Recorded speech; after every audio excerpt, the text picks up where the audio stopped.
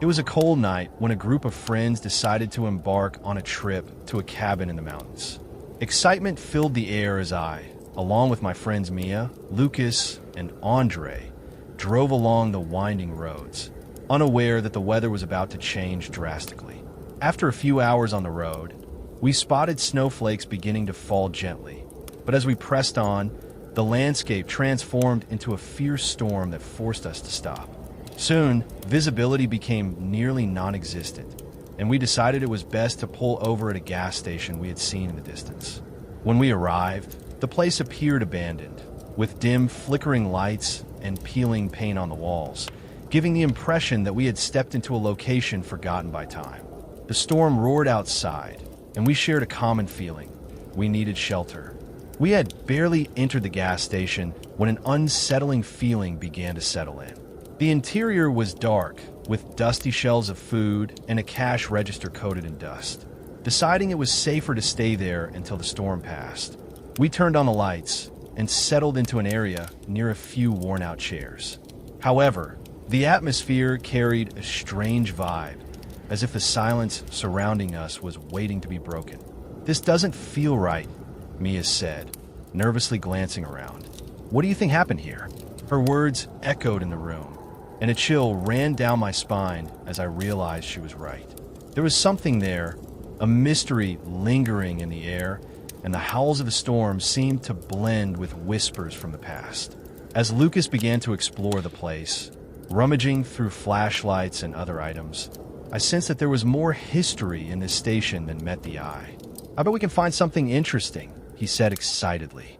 However, as his attempts progressed, strange noises began to emerge, distant echoes that seemed to call out names that were no longer there. Andre, who had been quiet until then, appeared alarmed. "We should stick together," he suggested, anxiety evident in his voice. To lighten the mood, I thought it would be great to start a conversation about strange experiences we had witnessed during our travels. "Do you all remember that time we visited that old house?" I asked, hoping to ease the tension. However, as we began to share our stories, an uncomfortable feeling arose, as if this reflection was bringing forth memories we wanted to forget. Lucas recounted an incident in a town where someone disappeared when we ventured to a nearby mountain, and other similar experiences began to surface. The stories turned into reflections of insecurities we were all facing, and the whispers in the room started to envelop us. Then, in a moment of unease, I realized I had also omitted something serious. On the same trip we mentioned, a friend of ours who wasn't with us had disappeared. I was overwhelmed with guilt and quickly shared, "There was someone who couldn't stay, and I didn't realize I should have been more concerned." The silence that followed was almost tangible, and my friends' faces turned darker, each absorbing the weight of the memory. The atmosphere in the gas station felt denser, and the howling wind outside seemed to echo the voices that had forgotten their purpose. The tension rose, and I realized we were not just a group of friends lost in a snowstorm. We were also bearers of secrets, unhealed wounds, and past chills. There was something in that gas station challenging us to confront what had been forgotten. It was at that moment that the door of the station began to shake, and each of us nervously looked in its direction. The draft of uncertainty swept through the space, creating a sense that the beauty of innocence had been shattered. What we were facing wasn't just the external chill, but an ancient echo of tragic stories hidden in that forgotten place. "We need to learn more about this place," I finally decided, my determination firm. "Something isn't right here, and we need to confront it together." We ventured deeper into the station, the beams from our flashlights dancing across the walls covered in graffiti and dust. The air felt heavy, but the bond we formed in the face of uncertainty became a growing comfort. We made our way toward a door at the back of the station that seemed to have been forgotten long ago. The wood was worn and marked, and when we opened it, a musty smell of mold and desolation hit us hard. The space was dark, but we could see it was a small storage room filled with stacked boxes and old equipment. As soon as we stepped in, the atmosphere seemed to shift. The silence was almost oppressive, and the only light breaking through the darkness came from our cell phones. The boxes were crammed with discarded objects, broken things, and materials that made no sense. While we rummaged through the items, I stumbled upon something that made me stop. It was a dusty diary, as if someone had tried hard to write down their stories, but never managed to let them be seen. With trembling hands, I opened the cover. The pages were yellowed and filled with scrawled notes and unsettling sketches. What was written was more than just a list of items. It was accounts of strange occurrences in the area, of disappearances and surreal visions. Each entry seemed to pulse with a strange energy, as if they were recounting the very spirit of that road. The closure of the safety that once existed here now felt vibrant, and the forgotten voices began to cry out for recognition. Look at this. This diary belonged to an employee who worked here years ago, I said, the light from my phone reflecting the horror on my face. Others gathered around, peering over what I had found. As I read the passages aloud, the stories of lives intertwined at the station became realities. Account after account of unsettling experiences emerged, with words describing shadows moving among the passengers and voices whispering secrets in moments of despair. "We need to stay alert," Mia whispered, glancing back toward the entrance. "If they can hear us, we must make sure we don't let them win." Her expression burned with a determination that filled me with courage. But the contents of the diary began to grow more alarming. As the storm outside roared, the atmosphere inside the room became increasingly heavy, and shadows began to stretch in unexpected directions. Just as we finished reading the contents, a loud knock resonated at the entrance door, followed by indistinct whispers. The feeling that something external was truly watching us intensified with every passing moment. Everyone's eyes became alert, and the voices in the room now seemed to be discussing rapidly how to escape this abrupt pressure. The cohesive whisper of the ancient accounts injected fear into us. "They haven't left," Lucas said, looking directly at me. "These souls remain trapped here, and this diary is a capsule of their stories." With those words, I realized that what we were experiencing wasn't just a challenge, but a necessity to resolve the old grievances that had caused pain not only to those souls, but also to us, perpetuating the cycle. Just remembering them isn't enough. We need to give voice to this. We have to do something, Andre exclaimed, his determination reflected on the faces of the others. He was right. The struggle wasn't just about us, but about those who had been captured in the darkness. With that focus in mind, we decided to hold an improvised ceremony where we would tell these stories out loud, paying homage to the restless souls. The idea was that by expressing this pain and suffering, we could help them find peace. As each of us shared our stories and memories, a collective weight began to lift, and I noticed that the atmosphere in the air was changing, becoming lighter. Their echoes still reverberated off the walls as the sound of the storm outside began to subside. We were anticipating a new beginning not just for ourselves, but for all who had witnessed us there. I embraced the notion that through the stories, there was not just closure for us, but a new cycle being initiated. By having the courage to face the past, we could finally, as a group, release the shadows that had haunted us. And so, at the end of that night, we left the room with a new understanding. What was supposed to be a simple stop had turned into a tribute, a space where the past and present found a new balance, and the echoes of voices that once sounded like laments had now become a song of liberation. As we exited that gas station, the world outside seemed to have changed. The storm had finally dissipated, revealing a clear sky sprinkled with stars, as if the souls that had enveloped us were somehow thanking us. As we walked back to our trucks, a sense of camaraderie grew among us. We had not only faced our fears, but had also learned about the power of sharing and the stories that connected us. We now realized that we were not just co-workers, but part of a grand tapestry of human experiences, intertwined by paths, pains, and past celebrations. The road ahead seemed clearer than ever. With every mile we traveled, I felt not only the weight of the shared memories, but also the renewed strength that came from them. We formulated a plan. We would stop at other terminals and gas stations along our route, using the power of the stories we had experienced to move forward. What had once been a simple delivery had now turned into a way to make a difference. Our first stop after the storm was at a small diner in a village. As soon as we entered, the atmosphere felt familiar, a place where many drivers gathered. We took a quick break, and the relief of recounting our stories once again was incredible. As we talked about what had happened during the storm, we realized that others were also willing to open up and share the stories contained within their souls. The connection spread rapidly through the group of drivers, and a table at the back began to vibrate with the exchange of experiences. Each of us, in this dark and cramped space, was uniting those who had felt lost before, and I knew that the legacy we created there would become a powerful step in the struggle for the reverberation of stories. An old truck driver with bony hands and a grizzled beard looked at us and said, "You have light in your eyes when you talk about what truly matters. Keep going and continue to share." These words became mantras in our minds as we reinforced this idea throughout the trip. It was as if we had built an invisible shield. Each new tale we told not only brought the past to light, but reinforced the commitment to not forget the lessons we had learned.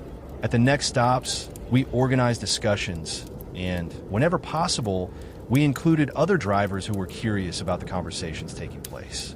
The energy of sharing allowed everyone to feel included in the narrative. Over time, the memories of loss and pain were replaced by stories of triumph and achievement, and we recognized that while many were still dealing with shadows from their own experiences, we were strengthening one another. The true power lay in the human connections we forged along the way, a symbol of resistance against the silence that often followed pain. Ultimately, as I returned home, I knew this journey had not come to an end. The commitment to honor the stories and help others would continue, and thus, what had started as a burden had become the mission of our lives. What that storm brought forth was not just publicity and shadows, but something deeper, a fertile ground for empathy and healing. The road now became a symbol. Everything was interconnected. Each curve, each stop, every story we shared became part of who my friends and I were. And as I looked out the window while passing a field under a blue sky, I remembered that we are all travelers. The stories connect us, and the darkness transforms into light when we speak. I concluded that a journey is never just about the destinations to be reached, but about who we meet along the way. And on this journey, if the voices of the shadows could be heard again, it was my duty to ensure they were never ignored. We were now the voices that would turn silence into story. The past had been honored, and the future promised to be even brighter.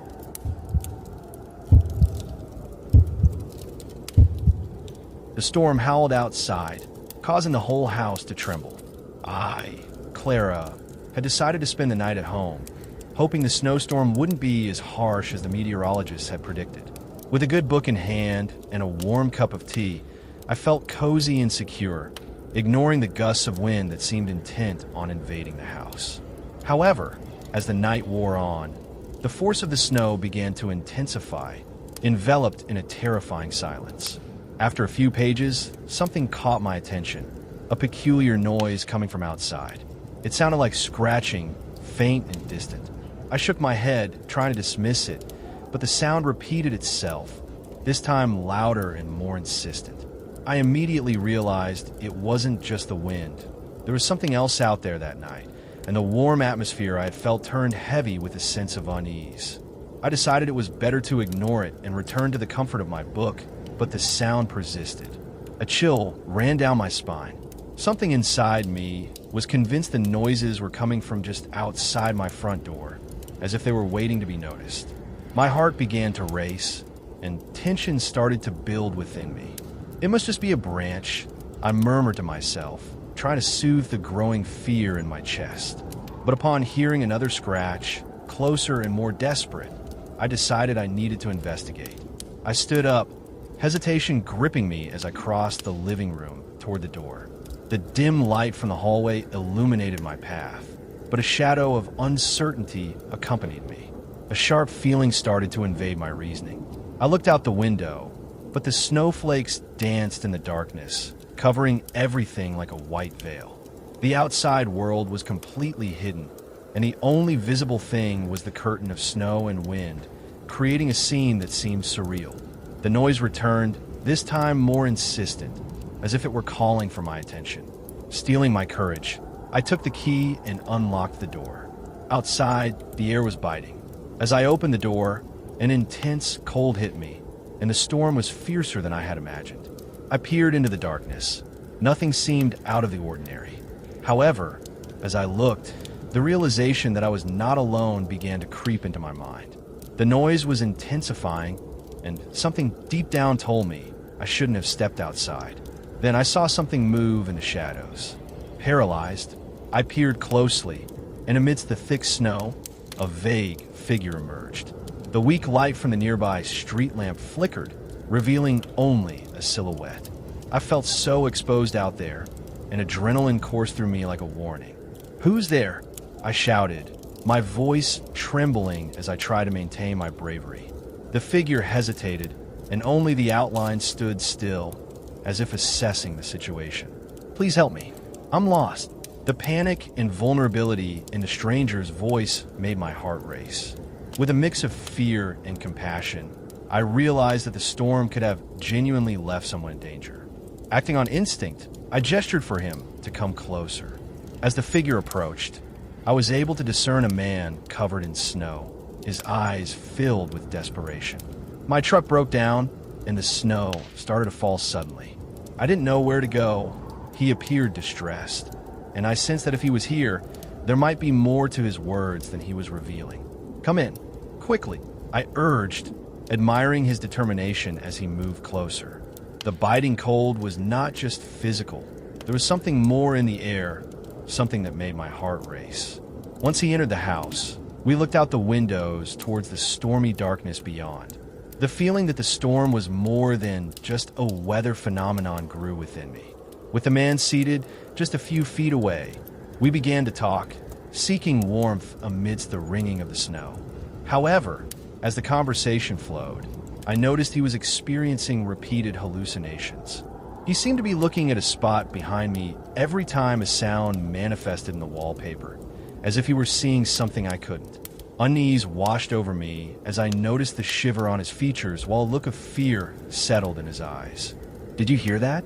The whispers?" "They're here," he murmured, his voice barely audible. Anxiety overtook me, and the sounds that had once seemed like mere noises of the storm began to blend into something more, into a presence that felt eager to be felt. "What whispers?" I asked, trying to determine if he was referring to voices that could just be echoes of the storm. As I glanced around, the familiar space began to feel dark and oppressive. The man reclined in his chair, pulling back as if trying to escape reality, and his fearful expression only intensified. "I shouldn't have come here," he exclaimed, his eyes wide, as he looked with desperation toward the window. The storm roared outside, and the gusts of wind seemed to intensify, as if the forces of nature had united to create an even more terrifying atmosphere. Then a loud crack sounded from outside, followed by a shadow cutting through the light of the window, and instinctively, I knew we had to stay away from the door. "We need to lock this," I said, stepping toward the entrance and fumbling with the bolt while glancing around. "They can't get in," he murmured, but his voice was filled with an anxiety that alarmed me even more. "But they're already here, Clara. They're always here." Something in the tone of his voice knotted my throat. It wasn't just fear. It felt as though he was reliving something he shouldn't have left behind. The memory of a story I'd heard about a massacre that had taken place in the area where we now were lingered in my mind. Some people never found peace. Their souls lingered while their stories remained silenced. "Are you talking about some kind of spirit?" I asked, trying to understand what was happening. He looked at me, his expression more intense than ever. "Exactly. They feed on fear. If someone invokes them, they come." At that moment, a loud banging on the door echoed through the room, causing my heart to race. The idea that we weren't alone, that something malevolent might be out there, made panic blend with curiosity. "We should get out of here," I said, but the words seemed to fade away. A part of me was certain that the storm wasn't the only threat present. We needed to figure out what was happening. I looked at him once more. "What should we do?" I asked, my voice shaking slightly. He hesitated, then gathered his courage and said, "We need to confront them. They need to hear our fears in order to rest." The idea of moving forward spread through us like a current of adrenaline. Together, we stood up, determined to face whatever was hidden. Looking out the window, the faint light was competing with the chaos of the storm, and anticipation grew within us. "If we're going to do this, it must be now," I said, preparing my mind. As I opened the door, the storm roared intensely before us, but I was determined not to let anything stop us. Shadows danced on the hillsides, and we could see indistinct shapes moving among the trees with a sinister grace. The man beside me was nervous, but I knew it was our only option. "They want us to fight," he said, and I realized there was a subtext to his words. We would always have to confront our own fears. Gathering courage in our hearts, we moved toward the unknown, ready to face what the echoes in the storm were trying to show us. Somehow, this connection with the past, the secrets of the place that had revealed so much pain, demanded justice. With determination, we fulfilled our purpose of becoming part of the story, not just as ordinary individuals, but as those who could give voice to what had once been forgotten. And so, under the diffuse light of the current and the secrets that slinked between the storm, we were confronted with the reality that the struggle wasn't just against external forces, but within ourselves. The true battle always revealed itself front and center. Facing what was lodged in the shadows of ourselves was our final flight toward liberation.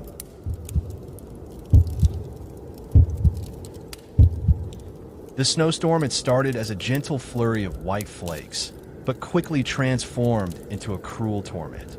I, Alex, was behind the wheel of my car, stuck in an endless traffic jam on the road leading to my destination. Visibility decreased by the second, and the biting cold seeped through the closed windows. The classic discomfort of being stranded turned oppressive, and after some time waiting, I realized there was no way to continue. The storm was wild and uncontrollable. The car's engine was running, but anxiety took hold of me. As I looked out the window, all I saw were white landscapes covered in snow. The silence in the car was disarming, and the sense that something was wrong seemed to gnaw at me from within. Then, amidst the fog and swirling flakes, I spotted a figure approaching. A man wearing a dark coat and a beanie was struggling against the storm, heading toward my car. My instincts kicked in. What was a stranger doing out there in such a storm? He slowly got closer and began to knock on my window. Hesitant, I glanced toward the glass. The figure seemed friendly, and his eyes conveyed a genuine concern. "Hey, are you stuck here? I can help." His voice echoed loudly over the sound of the snow and wind. I cracked the window open slightly, reluctant. "I'm not sure I want your help.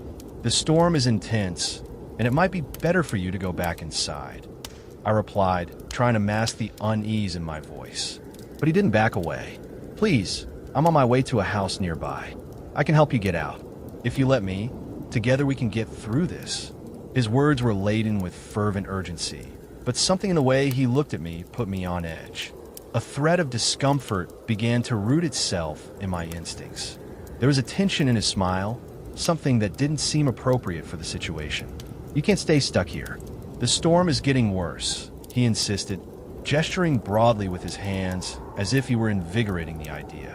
I needed to decide, should I let a stranger into my car or wait for help from someone who knew I was on the road? But when I looked outside again, the situation seemed to intensify. The wind howled, and the snow fell in thick layers, covering the road and forming an invisible shroud. I knew I needed to act, but something deep inside me screamed to stay away from him. With one last quick glance, I noticed he was already leaning closer to the window, sending a chill down my spine. Desperate and aware that the situation could worsen at any moment, I finally took a deep breath. "Okay, come in," I said, trusting that I would know how to handle what was about to unfold. The man smiled widely, and I couldn't shake the feeling that something sinister lay beneath the surface. As he got in, A wave of cold air infiltrated the car. I glanced quickly at him, now too close for comfort. His presence felt oppressive. "So, what exactly are you doing here?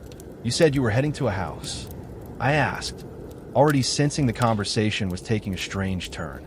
He shook his head, but his gaze locked onto mine in a way that made me reconsider. "I just passed through here and decided to help. I like making a difference, you know." He smiled again, but the grin seemed more like a mask. The warmth of the car became insignificant compared to the unease that began to spread. I tried to push aside the doubt forming, but my intuition screamed something was wrong. Before I could think of anything else, he looked outside and swiftly said, "We better get out of here fast. We can't stay still for too long." With that, he was already moving toward the door. Without waiting, I started the engine and sped down the road, glancing at the destruction the storm had caused, fearful of what might follow. Feeling the tension rising between us, the question that haunted my mind became unbearable. What was really happening? Gradually, the revelation that he had offered help was not merely an act of kindness began to fade. The man beside me seemed more like a threat than an ally. "You said you were on your way home, but the road is closed. Where do you really need to go?" The tone of my voice was tinged with nervousness, and he looked at me with a smile that didn't reach his eyes. "Know where you need to worry about, friend," he replied, and the way he pronounced the word friend made my stomach churn. I needed to stay alert and not let the situation spiral out of control. As I drove, the wind started blowing more fiercely, and visibility worsened considerably. The car swayed over the snow-covered road, and the tension in the air became palpable. At that moment, I quickly stole a glance at my passenger. He was engrossed in watching the windows, his eyes fixed on the trees rushing past in a blur. Something about his behavior was unsettling, and an impulse surged within me to avoid whatever he was planning. I decided to change the subject, trying to regain some control of the situation. "What's your name?" I asked, attempting to sound casual. "Just call me Jake," he replied, but there was something in the way he said it that put me on alert. I didn't trust him, but I was stuck in a situation I couldn't escape. The road was becoming increasingly winding, and his presence beside me made me feel as though I needed to remain on guard at all times. I had to throw off any intentions he might be revealing. As I crested a hill, I spotted a light in the distance. Potholes and bumps in the road made the car difficult to control, but I held on to the hope that there was some shelter nearby. "Let's go to that light. Maybe we can stop and ask for help," I suggested, looking at him. He merely nodded, but I saw a glint in his eyes that made me uneasy. As I approached the light, I realized it was a small gas station, seemingly abandoned, with most of the windows broken and a weathered appearance. In a futile effort, I decided to stop. "If we don't stop, we'll end up stuck here," I shouted, frustration weighing heavily on me. The thought of being trapped with this stranger was a terrifying prospect. As soon as we parked, I noticed Jake's demeanor had darkened. He was watching me intently, as if he were eager to get out of the car. "Come on, we can't stay here for long," he said, but the tone of his voice was filled with an urgency that felt alarming. I hesitated, but he had already opened the door and was moving outside. The biting cold hit me like a punch to the stomach. As I looked at him, doubt began to bubble up again. What was that man's real intention? With a surge of courage, I decided to follow him, even though I felt as if I might be making a mistake. We entered the gas station. The door creaked open, and a wave of cold air rushed toward us. The interior was covered in dust and debris, but there was some residual energy that made me feel like a piece of history was lodged there. Jake was exploring cautiously, but I was on high alert for every movement he made. Standing at the door, I looked back at the broken windows. "Do you feel that?" he asked suddenly, his whispering voice getting lost in the echo of the lifeless air. I nodded, but soon realized there was a shared understanding between us. There was something there, something moving in the shadows, something formidable and terrifying, as if we were being watched by unseen eyes. Then, a howling gust of wind swept through the gas station, and I looked in the direction for which it came. A distorted figure briefly passed behind one of the broken windows. My heart raced. "We need to get out of here," I said, my voice trembling. But before we could move, the door slammed shut with a bang, and in the darkness, other shadows began to gather, closing in on us like they were calling for something that should never have been revealed. I felt the adrenaline surge through my body as I tried to pull Jake back to the car, but I quickly realized he was visibly intrigued and wasn't following me. The presence around us became oppressive, and I knew I had to uncover the truth before the situation took a darker turn, but Jake was captivated by the figure in the shadows. "Wait, we need to understand what's happening," he exclaimed, his eyes shining with a mix of curiosity and fear. True to his nature, he seemed more fascinated by the presence than genuinely scared. "Don't you feel like we should investigate?" At that moment, tension enveloped me. I knew there was more to this, that we were being led into a field of danger. "Jake, no. We need to go now." My voice came out louder than I intended, but he merely hesitated. The determination on his face alarmed me. This was not merely curiosity. It was a palpable desire to approach the unknown, even knowing it could lead us to a fatal mistake. Before I could pull him back, he began to walk slowly toward the broken door. I hesitated, but his gesture was magnetically appealing. The cold emanating from the darkness seemed to beckon, heralding a consuming mystery. However, the growing sense of urgency forced me to follow Jake, albeit reluctantly. The echo of our footsteps resonated in the empty space, and as we entered, the tension was at its peak. As Jake moved closer to the broken window, a subtle shadow traced the walls around us, as if the very spirits of the cabin were revealing themselves. "Look," he whispered, pointing outside. My breath caught in my throat as I noticed something moving swiftly between the trees obscured by the snowstorm. It was almost an illusion, but there was something human in that movement, and the alarm bells in my head began to ring. The figure was visible for a brief moment, and I turned to look at Jake, who was so absorbed in his curiosity that he didn't seem to realize how close we were to danger. "Let's get out now," I insisted, but he was completely immersed in contemplation. "We should follow. If they're out there, they might still need help." He was so focused that the idea of our own peril seemed lost on him. With the cold growing more intense, mist began to form, causing visibility to diminish further as the figure in the woods seemed to come closer. It darted quickly, disappearing in an instant, but not without leaving an echo in my mind. It was a shadow that had become part of our collective fears. The corridor of the station seemed to contract, pressing in on our space and time. A sense of rupture took over me, and I knew we couldn't keep risking ourselves. And then, out of nowhere, we heard a loud, thundering knock on the door of the gas station. Our attention was instantly drawn to the commotion, reminding me that time was running out and that we were losing our safety with every decision we made together. "This isn't normal," I murmured to Jake, who finally seemed to realize that the situation was spiraling out of control. The old truck driver was becoming more and more of a shadow, the presence behind us. Standing between the door and the shadowy figures, I realized that the way back could very well turn into a maze of fears. "We need to go, Jake. Now." He hesitated, but finally his eyes moved to me, and a sense of urgency reflected on his face. Without thinking twice, I pulled him out of the gas station entrance, and we ran together to our truck.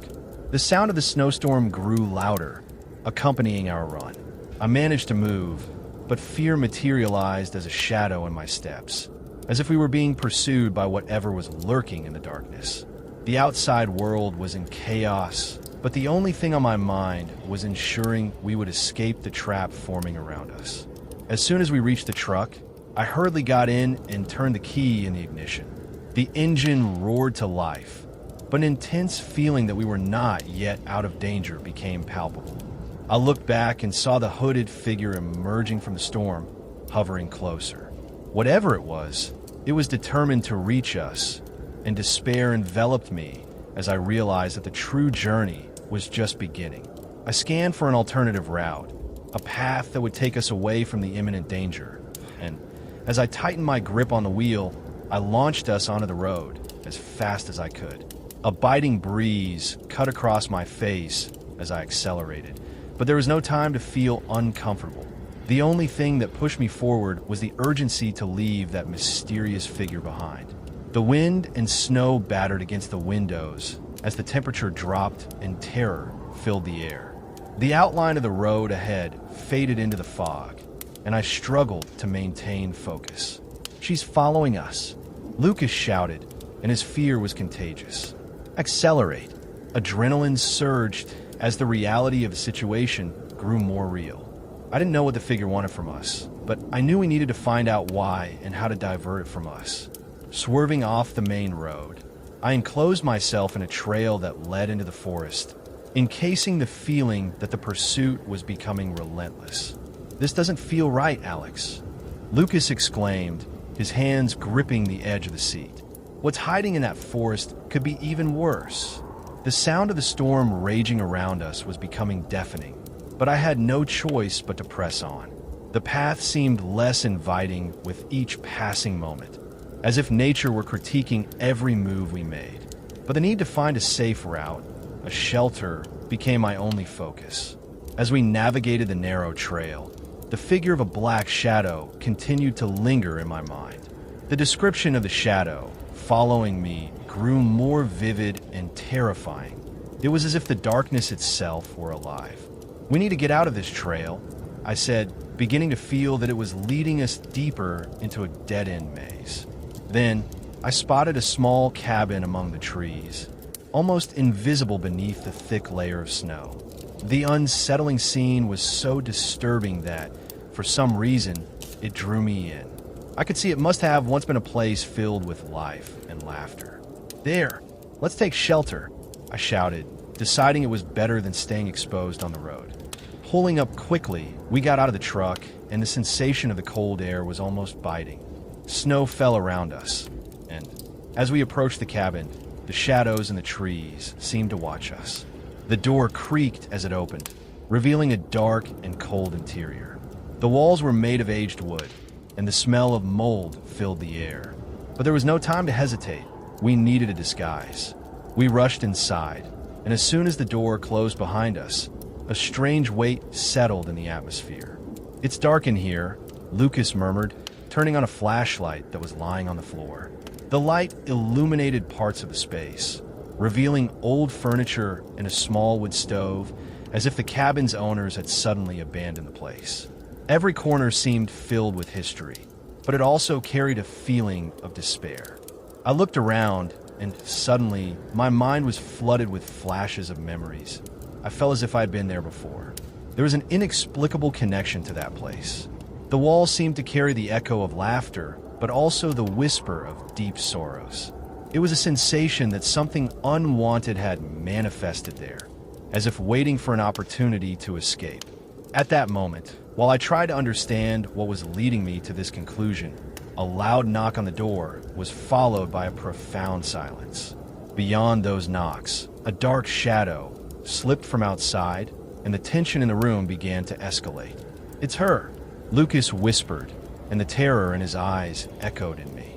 The figure that had pursued us was out there, waiting for the right moment to enter. With a nervous impulse, I looked out the window. The snow was still falling, but through the flakes I glimpsed a movement. The shadow was right in front of the door, no longer hiding. Looking at the hooded figure, a chill that didn't originate from the environment ran through me as I pondered how we would escape that seemingly inescapable situation. "We need to think fast," I said, the adrenaline eating away at my thoughts. "Are we just going to open the door and face everything at once? Or will we wait?" Each word carried the weight of the moment. We weren't sure what we were up against, but we knew that this moment demanded courage. After a few breaths of indecision, the adrenaline propelled us to act. I decided that we could not allow ourselves to be pushed by the pressure of fear. "Let's open the door and confront it," I said, determination echoing in my voice. The worried glances of Lucas and Sarah met mine. I knew the proposal was risky, but the true threat it presented could not be ignored.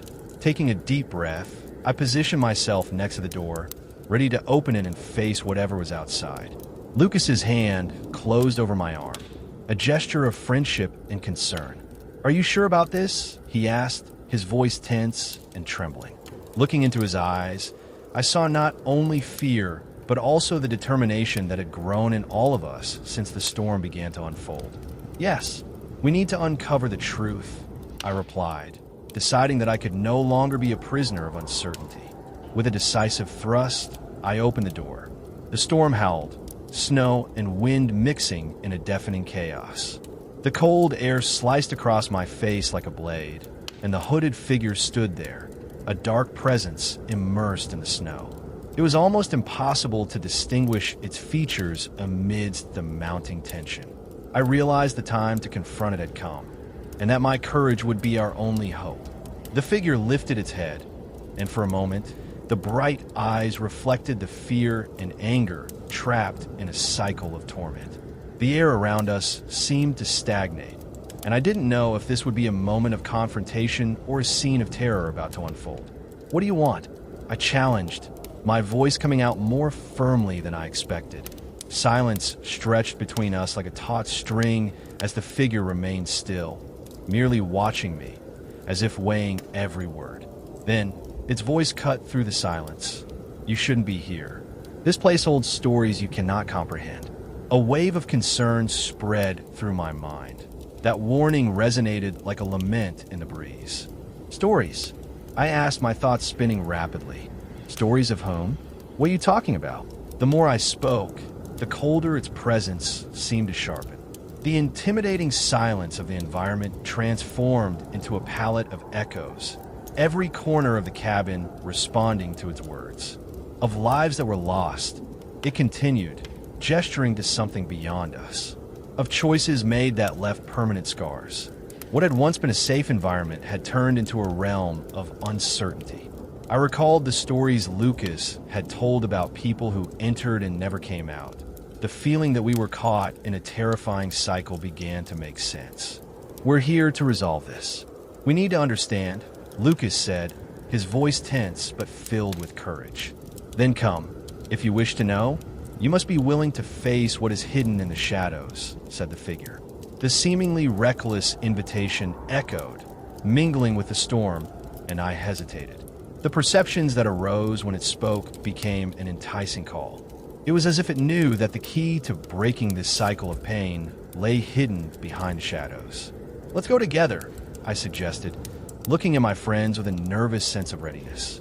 It was our moment to unite our strengths and confront the unbearable in search of answers. What could be experienced there would become the most important journey of our lives. The figure slowly stepped back, gesturing for us to follow, and without hesitation, we crossed the threshold between safety and the unknown. The darkness inside the cabin became vibrant, and every step we took was a sign of courage and determination. What the future held remained uncertain, but the struggle for truth was now a fluid commitment among us. I knew that whatever happened, we would face it together on this journey. The snowstorm around us roared with intensity, but we were ready to confront anything. We were prepared to uncover not just the meaning of the shadows surrounding us, but their stories, their lessons, and ultimately, the life they awaited to find freedom.